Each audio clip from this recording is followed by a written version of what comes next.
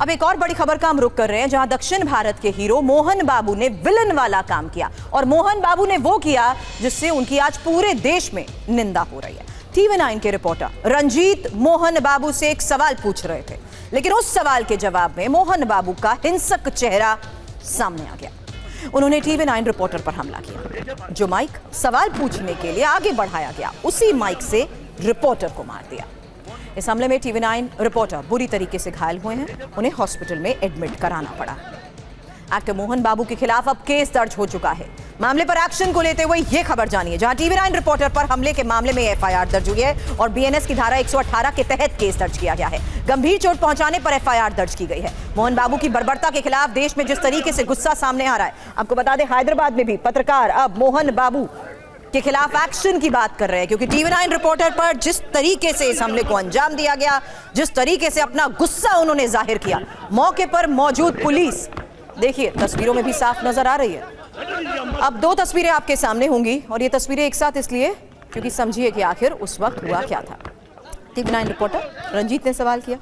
सवाल करते ही मोहन बाबू भड़क गए, माइक छीन लिया, हमला किया। इसी केस में FIR दर्ज हुई है और यही दूसरी तस्वीर आपके सामने, क्योंकि इस FIR में BNS की धारा 118 लगाई गई है। अब ये धारा लगती कब है और इस धारा के तहत किस तरीके से एक्शन हो सकता है, इस बारे में अगली इंफॉर्मेशन आपके सामने।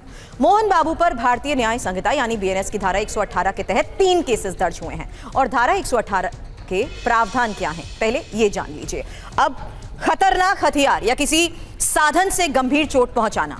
दूसरी इंपॉर्टेंट बात जो समझनी चाहिए इस धारा के तहत कि आखिर आरोपी व्यक्ति पीड़ित को जानबूझकर जब नुकसान पहुंचाता है तो धारा 118 के तहत केस दर्ज किया जाता है। अब सजा क्या संभव है यह भी जान लीजिए। कोर्ट से दोषी पाए जाने पर 3 साल तक की कैद हो सकती है, यहां तक कि 20,000 रुपए का जुर्माना भी इसमें लगता है। लेकिन इस बीच TV9 रिपोर्टर रंजीत के बारे में भी जान लीजिए, जो गंभीर रूप से घायल हैं, जिनका अस्पताल में इलाज किया जा रहा है। TV9 रिपोर्टर रंजीत को कई जगह पर चोट भी लगी है और TV9 रिपोर्टर रंजीत जिस तरीके से अस्पताल में एडमिट है, उनकी लेटेस्ट रिपोर्ट फिलहाल क्या कह रही है ये भी आपको बताएंगे। पुलिस के सामने मोहन बाबू ने जिस तरीके से हमला किया वो तस्वीर आप देख चुके हैं और हमले के बाद उनकी जो स्थिति थी कि उन्हें अस्पताल पहुंचाया गया और अस्पताल में भी पुलिस ने रंजीत से इसको लेकर पूरे घटनाक्रम के बारे में जाना। दो तस्वीरें एक साथ आपके सामने, जिस तरीके से हमला हुआ और माइक जब आगे किया गया, सवाल पूछा गया, उसी वक्त उसी माइक से उन्होंने हमारे सहयोगी के ऊपर वार कर दिया। नतीजा यह हुआ कि उन्हें चोट लगी, गंभीर चोटें आई हैं। देखिए मौके पर मौजूद पुलिस भी मोहन बाबू को रोकती हुई नजर आ रही है। लेकिन अब ये दूसरी तस्वीर, क्योंकि हमारे सहयोगी रंजीत जिन्हें कान के पास सर की तरफ चोटें आई हैं, उनका हॉस्पिटल में इलाज हो रहा है और हॉस्पिटल में जब वो थोड़े स्टेबल हुए उसके बाद पुलिस उनका बयान दर्ज करने के लिए भी पहुंची। अब TV9 रिपोर्ट पर रंजीत की एक्सरे रिपोर्ट आपको दिखाते हैं, क्योंकि सिर के बाएं हिस्से में 3 जगह चोट बताई जा रही है, जहां ज़ाइगोमैटिक बोन में फ्रैक्चर हुआ है।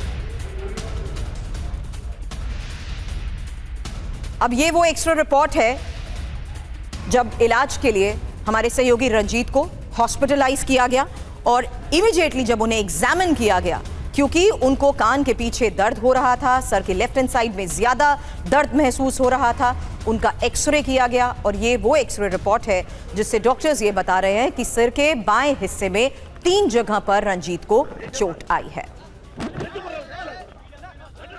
TV9 रिपोर्टर रंजीत की एक्सरे रिपोर्ट क्या है, इस बारे में भी इंफॉर्मेशन वॉल पर आपके सामने एक डिटेल, क्योंकि यही एक्सरे रिपोर्ट मोहन बाबू की बर्बरता के वो निशान हैं जिससे ये साफ हो रहा है कि सिर के बाईं तरफ चोट के निशान साफ नजर आ रहे हैं। और इसी रिपोर्ट के जरिए ये भी डॉक्टर कह रहे हैं कि ये ज़ाइगोमैटिक बोन है जिसमें फ्रैक्चर देखा जा रहा है। 3 जगह पर चोट आई है उनको हॉस्पिटल में, जिस तरीके से वो एडमिट हैं फिलहाल उन्हें टाइम टू टाइम एग्जामिन किया जा रहा है। और इस बीच ये भी बता दें कि ये जो ज़ाइगोमैटिक बोन जहां पर फ्रैक्चर की बात कही जा रही है, इससे क्या हो सकता है, चेहरे का आकार इससे बदल सकता है, यहाँ तक कि बोलने में उन्हें दिक्कत हो सकती है, आंखों की समस्या भी आने वाले वक्त में वो महसूस कर सकते हैं, यहाँ तक कि गाल में दर्द और सूजन जैसी समस्या भी आगे आने वाले वक्त में हो सकती है। लेकिन फिलहाल उनकी हालत स्थिर है, जिन्हें डॉक्टर्स अभी भी लगातार एग्जामिन कर रहे हैं। अब पुलिस से बचने के लिए मोहन बाबू की तरकीब भी जान लीजिए।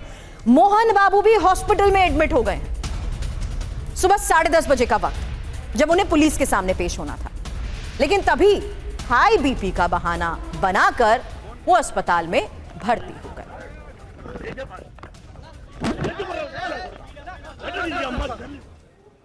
हमले के वक्त की ये तस्वीर लगातार तो हम आपको दिखा रहे हैं। टीवी 9 रिपोर्टर रंजीत पर मोहन बाबू के हमले के बाद की एक और तस्वीर जरा आप देखिए। रंजीत कैसे चोट लगने के बाद कान पर हाथ रखे हुए नजर आ रहे हैं। जाहिर सी बात है, इमीडिएटली जब उनके ऊपर हमला हुआ उन्होंने संभलने की कोशिश की, लेकिन इसी तरफ बाईं तरफ लगातार वो दर्द महसूस करते रहे और चोट लगने के बाद रिपोर्टर रंजीत कान और गाल पकड़कर काफ़ी देर तक यूं ही बैठे रहे। जल्द हमारे तमाम बाकी सहयोगियों ने उन्हें अस्पताल पहुंचाया, जहां पर उनका इलाज हुआ और एक्सरे रिपोर्ट अब सामने आ चुकी है कि उन्हें 3 जगह पर चोटें लगी हैं। टीवी 9 रिपोर्टर पर हमले करने वाले मोहन बाबू के बेटे अब माचू विष्णु ने हमले को दुर्भाग्यपूर्ण बताया और माचू ने टीवी 9 रिपोर्टर रंजीत के परिवार से भी बात की है। मेरे पिता ने टीवी 9 के रिपोर्टर रंजीत पर जानबूझकर हमला नहीं किया। मैं मान रहा हूं कि रिपोर्टर पर हमला दुर्भाग्यपूर्ण है। मैंने रिपोर्टर के परिवार से बात की है। और इस बीच खबर यह कि हैदराबाद में एक्टर मोहन बाबू के घर पर पुलिस पहुंची है। रिपोर्टर पर हमले के मामले में पुलिस अब जाहिर सी बात है उनसे सवाल जवाब करना चाहती है। टीवी 9 रिपोर्टर पर हमले का ये मामला, जिसको देखते हुए आगे किस तरीके से एक्शन लिया जाएगा, इस पर हमारी नजर है। फिलहाल एफआईआर दर्ज हो चुकी है और बीएनएस की धारा 118 के तहत ये जो एफआईआर दर्ज हुई है उस बारे में हमने आपको बताया। लेकिन ये अब से थोड़ी देर पहले की दिन की वो तस्वीर है जब मोहन बाबू के घर पर पुलिस पहुंची, लेकिन मोहन बाबू हाई बीपी का बहाना बनाते हुए अस्पताल चले गए। अब मोहन बाबू की बर्बरता, जिसकी तस्वीर हम लगातार आपको दिखा रहे हैं, एक और तस्वीर हम आपके सामने रखते हैं क्योंकि ये हीरो बने विलन की वो तस्वीर है।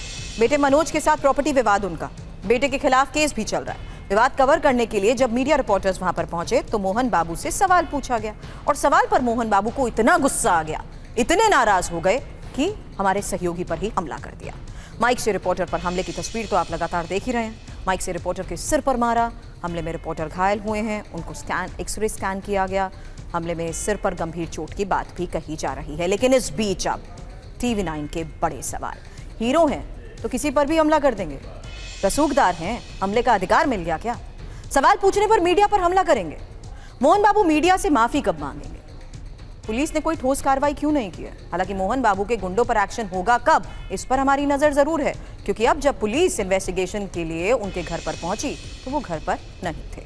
मोहन बाबू के हमले के विरोध में मीडिया कर्मियों के प्रदर्शन को लेकर भी आज तस्वीर सामने आई, जहां टीवी 9 रिपोर्टर रंजीत पर हमले का विरोध जताया गया और पत्रकारों ने मोहन बाबू से माफी की भी मांग की है। यह हैदराबाद के पत्रकारों के प्रदर्शन की तस्वीर आपको दिखा रहे हैं हम, जहां पत्रकारों ने कार्रवाई की मांग को लेकर एकजुट होते हुए आवाज उठाई।